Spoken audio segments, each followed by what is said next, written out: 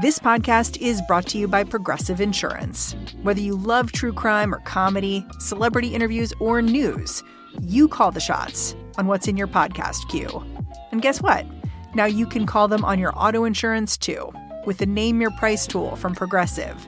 It works just the way it sounds. You tell Progressive how much you want to pay for car insurance, and they'll show you coverage options that fit your budget. Get your quote today at Progressive.com to join the over 29 million drivers who trust Progressive. Progressive Casualty Insurance Company and Affiliates. Price and coverage match limited by state law.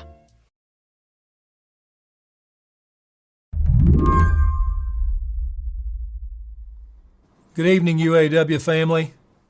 Last week, the president of the United Auto Workers made this speech that was somehow both folksy and fiery. When we say our union's back in the fight, we mean it.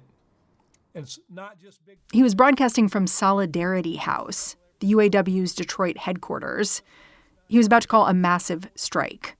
We're willing to do what's necessary to win justice by any means necessary.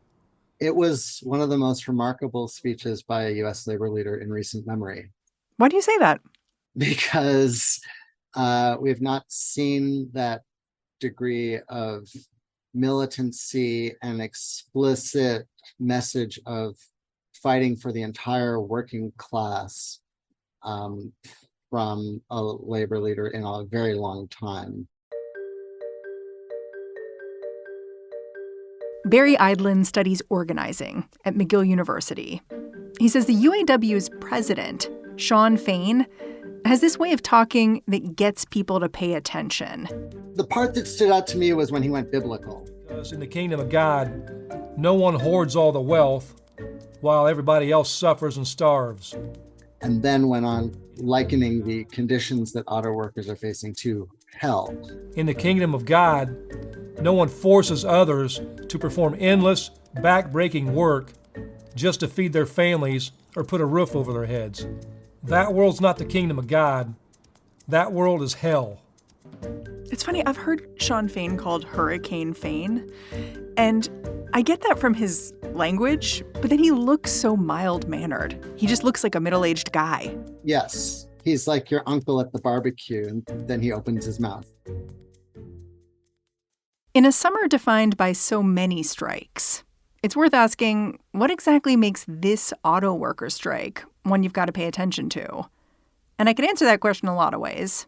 I could tell you this is the first time the UAW has called a strike against all three of the major car manufacturers at once.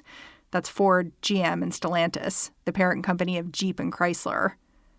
I could tell you that the automotive industry is responsible for 3% of this country's GDP.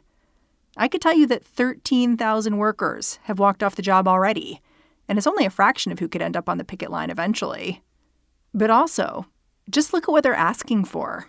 A 40% raise over 4 years, a 32-hour work week. If it all seems audacious to you, Barry Eidlin says, that's the point. Exactly, right? I think we need to rethink the terms of employment. I think that employers have basically been setting the terms of engagement for much of the past half century, right? Where it's sort of basically, we want you to show up to work when we want, when it's practical for us, for as long as we want. And, you should be grateful to have a job is the sort of undertone to that. And now what we see with the UAW is like, actually, workers need to have a voice in these basic decisions of how our lives are run. Is the UAW strike the hottest strike of hot strike summer? I'm being cheeky with you. There's so many to choose from. But I think it is one that's garnering a lot of headlines. And I think it is one that really has the potential to shift the balance of power in the country in a way that we haven't seen in a very long time. Today on the show, why the UAW strike proves that hot strike summer is more than just a season. It's a whole new state of mind. I'm Mary Harris. You're listening to What Next? Stick around.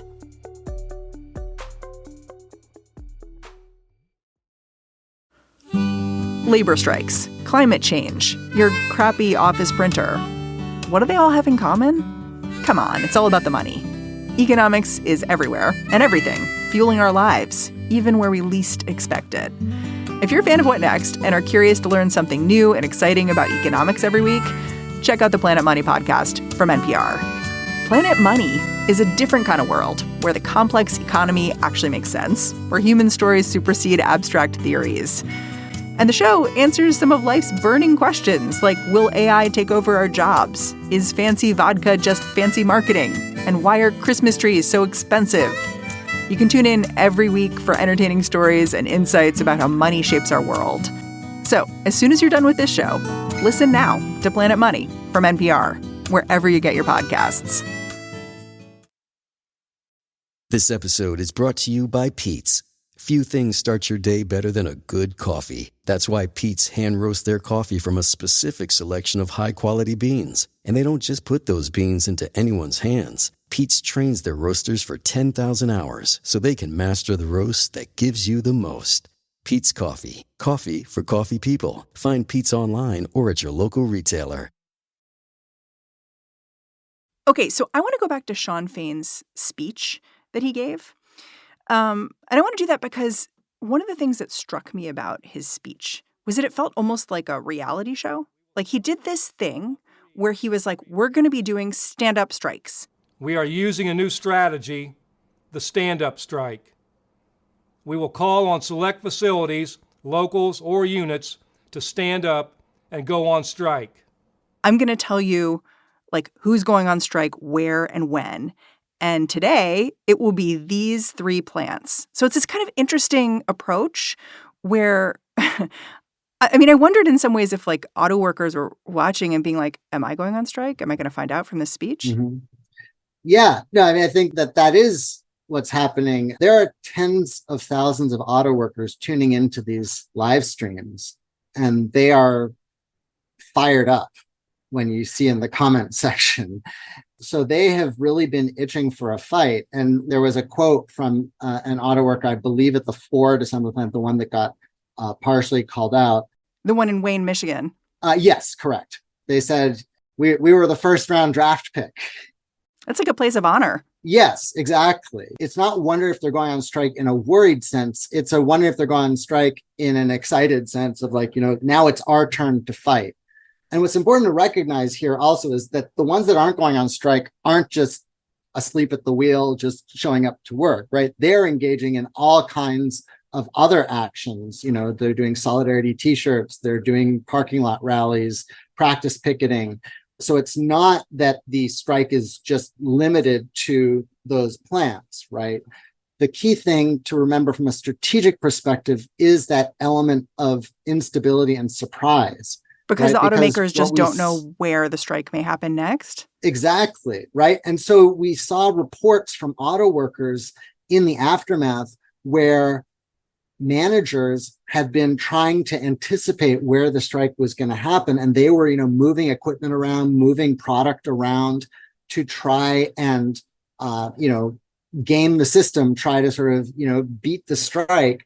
And they were completely caught off guard, right? Stellantis even went on record saying they were caught off guard, and that cost them money because if you're shipping material to a plant in anticipation that another plant is going to be on strike, and then that plant ends up going on strike, all that equipment is sitting idle. The stand-up strike strategy is really about trying to maximize the hurt on the company while minimizing the cost to the workers who are fighting for a good contract.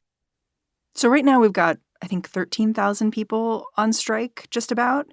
There's a site in Missouri, that's a GM plant, a Stellantis center in Toledo, Ohio, a Ford assembly location in Wayne, Michigan. And the auto industry has struck back, right? Like they've announced they're laying off workers. Is that typical? I mean, the automakers have engaged in this kind of punitive behavior before. They shut down these plants, even when they're profitable, to send a message that they can, right? And they have business plans, obviously. They say, well, we want to, transfer production to a more profitable plant or something like that. So it's not just purely to send a message, but there is no question that that message is part of the reasoning. There's no reason that the automakers need to be making these layoffs. They have the money to keep these people employed. And I think that, what we saw from the UAW's messaging in response to that was pointing that out very clearly. Like they're using you as a game piece. Yes, they're playing with people's lives. The messaging has been very clear here. They've, shown the chart showing that, labor is 5% of the cost of vehicle, but then the price has gone up by 30%. And then they've spent, hundreds of millions of dollars on stock buybacks and executive salaries. And then they're coming and crying poverty. That the numbers just don't add up. The plants that are on strike are all over the country, represent all the automakers. My understanding is that it's not typical for the UAW to negotiate with multiple automakers at once. So how did that happen this time around? Absolutely. No, this is another part of Fain's strategy that is very different, right? Starting basically from the birth of auto negotiations in the 1940s, the approach has been one of what's called pattern bargaining, where the UAW will pick a target, one of the big three, and negotiate directly with them. And then sort of that agreement with the target company sets the pattern for the other two. And so they create this sort of Me Too agreement is what it's called. And this time around, Fain has basically said, you're all the target. And number one, that's something new. So the automakers didn't know what to do with that, and sort of created a bit of confusion on the employer side. And it also had the effect of, in a sense, they're able to play the companies off against each other in real time, which we've seen. So one employer will, for example, agree to the Juneteenth holiday as a paid day off. And then they're able to leverage that so that soon after that, the other companies were coming back to the table and saying, okay, we're doing that too. What are the sticking points in the negotiation? Like we've talked about all the things that Shawn Fain has said he wants. Is it just about better pay and time off and stuff like that? Or is it more than that? It's way more than that. They're talking about the complete elimination of tiers in employment. And for listeners who are unfamiliar with that, and what that means is that new hires were brought in at wages, benefit, and working conditions that were substantially lower than those who were already working there. So it creates a have and have not situation. Exactly. So you have groups of workers literally working side by side with each other, except that one group is making, 2/3 of the wage. They don't have a pension. They don't have, the same health benefits. So it's a recipe for division. And so that they were introduced in the aftermath of the economic crisis, but in the decades since, they have proliferated with the aid of a corrupt and complacent UAW leadership that basically saw no alternative to that.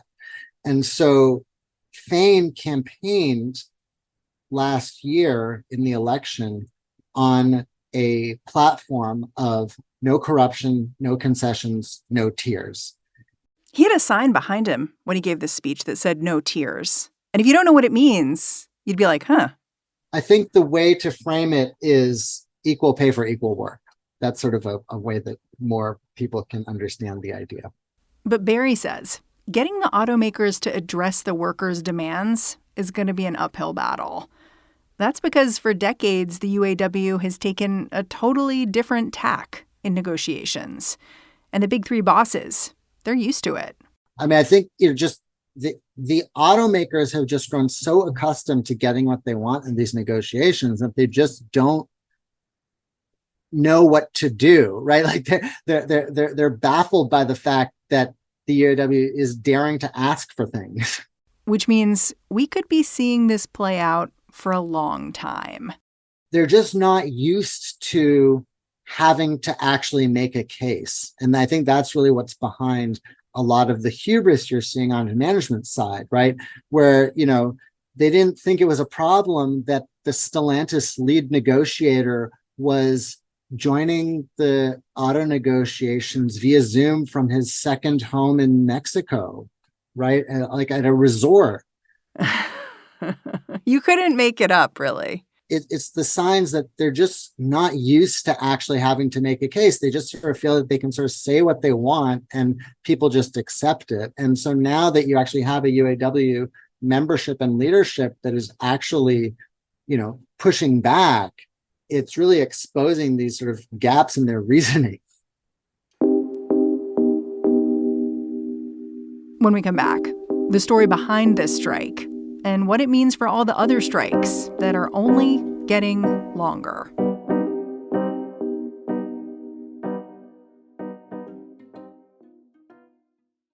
I'm Josh Levine, the host of Slate's podcast 1 Year. In our new season, we're firing up our flux capacitors and taking you way back. 1955. 1955. We'll bring you 1955's weirdest, wildest, and most captivating stories. You'll learn about forgotten pioneers, like the TV Weather Girls, who took the country by storm. A cute, sexy young woman was very appealing, and I can quite understand why. And you'll discover moments from the past that resonate deeply with the present, like how a bizarre conspiracy theory infected the nation's politics. Oh my God, they're trying to establish a prison camp. This is going to be Siberia, USA. 1 Year, 1955. Out now, wherever you listen. Hey, friend, before you hit fast forward through this ad, let me just bend your ear a tick and tell you all about Slate Plus, Slate's membership program. You know that What Next is going to be here for you, whether there's big breaking news or whether you just want to hear about a story you might have missed. Basically, we've got you totally covered. And we're here thanks to Slate. If you want to support us, and I know you do, the best way to do that is to join Slate Plus. It'll get you all connected with Slate's award-winning journalism. You'll get ad-free podcasts. You'll get Plus exclusive content on shows like Slow Burn and Political Gabfest. And you'll never hit a paywall on the Slate site. Every new membership helps ensure we can continue bringing you the biggest stories each week. So go on, hit the pause button and go to slate.com/whatnextplus. Again, that's slate.com/whatnextplus. All right, on with the show. Barry Eidlin says it's tempting when you tell the story of this UAW strike to focus on the guy leading it, Shawn Fain. And that's because he's been fighting to be more aggressive at the negotiating table for years now. He was always a black sheep of a sort at the UAW headquarters. The bigger story, though, that we need to understand beyond Shawn Fain is the movement that made Shawn Fain possible. And that's a decades-long rank-and-file reform movement in the UAW that's taken various forms, the most recent of which is called Unite All Workers for Democracy, UAWD. But it goes way further back than that. In the 1980s, there was a movement called New Directions into the 90s. So there's been these rank-and-file movements that have opposed the direction that the UAW was taking towards a more concessionary approach where they sort of have an idea of working in partnership with management. So labor management partnership was sort of the calling card of the UAW administration. And this was enforced in the UAW by a leadership caucus known as the Administration Caucus. And basically, if you wanted to get ahead in the UAW, you had to join the Administration Caucus and you had to take direction from the Administration Caucus leadership. In order to break up that one-party state, you needed this bottom-up movement. To overthrow the people who've been in charge? Yeah, literally, yes. But as is often the case with one-party states, you sort of get this sort of corruption that sets in. And so over the past 5-6 years, there's this massive corruption scandal that erupted in the union, and 13 of the top officials, including 2 presidents, ended up doing prison time. And they were caught literally, it's just the most textbook cartoonish forms of corruption you can think of. It's like the champagne, cigars, luxury vacations. Literally taking union dues to have these things. Exactly. And then like literally taking company payoffs in exchange for contract concessions. It explains why the contracts maybe weren't as aggressive before. Because they were literally getting paid off. That ultimately led to federal government intervention. Fortunately, there was a group of this UAWD, United Workers for Democracy, was able to sort of engage with the process here and get the UAW leadership to agree to a referendum that would switch the way that top leadership was determined from a convention system to a direct election of top leaders. They literally had a campaign of like one person, one vote, which is just so interesting because of the way it resonates in other ways. Yes. And, UAWD, they were talking about challenging the administration caucus, trying to create a multi-party system, if you will, in the union. So they were the challenger party, but they're a tiny operation, right? We're talking, like 3 digits, we're talking like, maybe a few hundred people in a union of, 400,000. They literally didn't have enough people to run a full slate to challenge the administration caucus leadership. They were able to field a partial slate. They were able to convince Sinn Féin to run for president. And, nobody anticipated that they had a shot. And when the votes were counted last fall, there was this shock that actually every position that UAWD contested, they won. So basically what ended up happening was that the UAWD candidates ended up forming a majority. And now here we are on strike. And the important thing that we're seeing here that I think ties to sort of the other stuff that's been getting probably more headlines, in terms of labor, the things like Amazon organizing and Starbucks organizing, and is that we're seeing a revival of independent worker-led organizing that cuts across these different settings in these vastly different industries. And that's a necessary precursor to any kind of serious revival of the labor movement that's been lacking for many years. And the way that you're seeing this sort of spread across industries, right? So there's been advances over the past 40 years here and there, but they've been isolated and they haven't really had these spillover effects. And the fact that you're sort of seeing these spillover effects now suggests that we could be seeing something different now. It's too early to say for sure, but it's definitely something that we have not seen in a while. Can we talk about some of the stickier issues when it comes to the labor movement these days? Like, I'm thinking about, the Amazon union, which has been, had recognition, but then didn't get recognition everywhere it tried. It's just been having trouble. Starbucks still fighting workers there. So what do those stories tell you? I mean, it tells me that there's been important progress that we've seen, but there's a long, long way back up. So we need to keep the forward movement that we've seen for labor in broader perspective, right? So the National Labor Relations Board issued a report earlier this year about how new organizing was up 57% over last year, right? But the previous year was a real low point, and even in the past decade, we're talking about 1,400 union representation elections. That's compared to 3,000 elections per year in the 1990s, which isn't exactly remembered as a high point for labor organizing, and versus like the 10,000 elections per year we saw in the 1970s, right? So that gives you some perspective. Yeah, and it looks like a lot of strikes right now, but you've written about how actually, if we return to the strike rates of like 2018, labor would be kind of clawing back to the rates of the late Ronald Reagan era, which was not exactly a high watermark. So it's like we're getting there, but it's as you said, it's a long way. It's a long way. And yes, if you're on your way up, you have to pass by those previous low points that you passed on the way down, right? That's one way to think about it.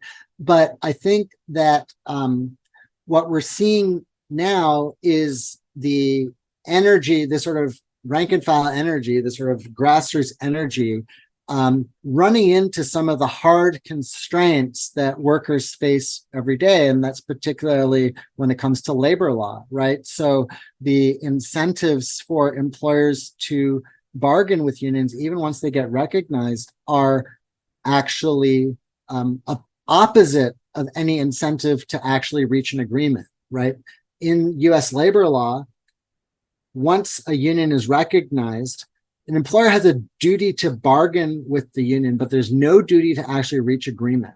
And if the employer can stretch out negotiations and stonewall for up to a year, then there is an opening for what's called a decertification election, which basically means that the employer can get rid of the union. So we could just forget about all this. Right? And you contrast that to what most provinces I'm talking to you from Montreal and Quebec, which is in Canada, and most provinces in Canada have what's called first contract arbitration.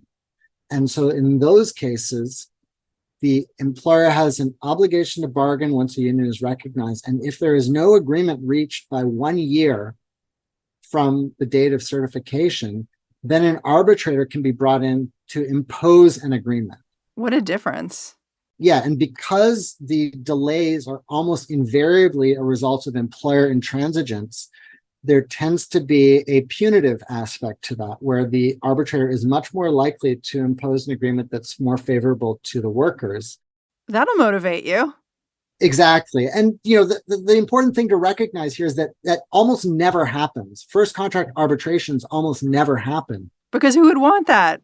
Yeah, but the fact that that's the end point means that employers have a much greater incentive to actually reach an agreement. When will we know if this summer, or really even the last few years, was a turning point for labor? That's a very good question.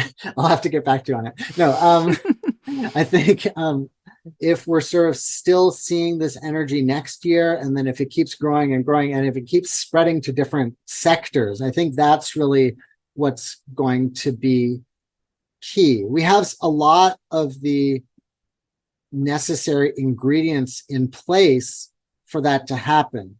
And so I think that we're in a place now where if next year or the year after, we're in something that is much more like a true upsurge, we will be able to go back to where we are now in 2023 and see that the key ingredients were in place. Barry, I am super grateful for your time. Thanks for coming on the show. Oh, it was great to be here. Thanks for having me, Mary. Barry Eidlin is an associate professor of sociology at McGill University. He's also the author of Labor and the Class Idea in the United States and Canada. And that's our show. If you're a fan of what we're doing here at What Next, the best way to support our work is to join Slate Plus. Go on over to slate.com/whatnextplus to sign up. What Next is produced by Elena Schwartz, Rob Gunther, Anna Phillips, Paige Osborne, and Madeline Ducharme. We are led by Alicia Montgomery with a little boost from Susan Matthews. Ben Richmond is the Senior Director of Podcast Operations here at Slate. And I'm Mary Harris. Thanks for listening. Catch you later.